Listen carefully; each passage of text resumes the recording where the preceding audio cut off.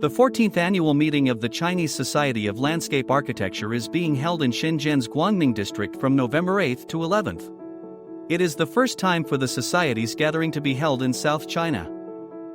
Over 1,500 participants from universities, research institutions, enterprises, and related fields within the landscape architecture industry are attending the event.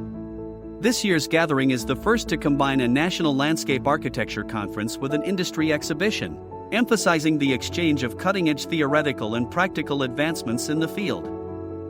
Esteemed experts, academics, and industry leaders in landscape architecture from China and around the world were invited to share their knowledge and showcase recent achievements in the field.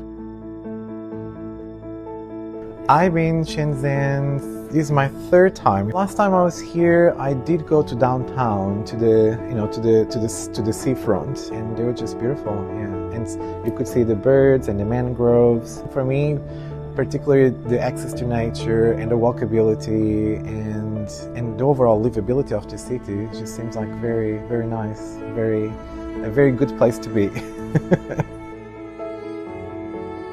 Well, I think in a world we live in at the moment where the pressures of urbanization are so high, we tend to forget about ecology, we tend to forget about nature.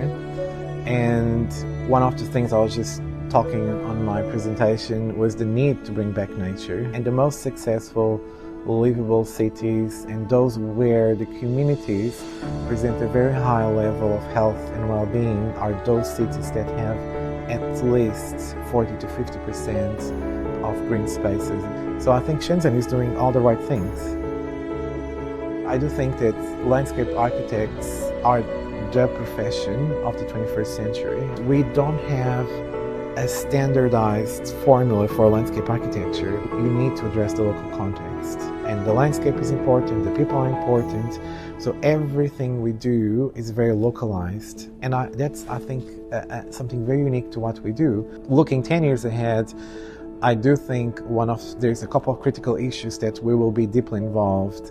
Climate action and biodiversity.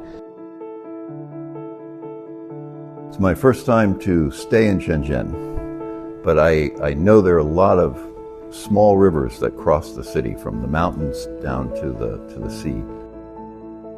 What I can see on the map is many of them have already been turned into parks. So it's a great use of the river corridor.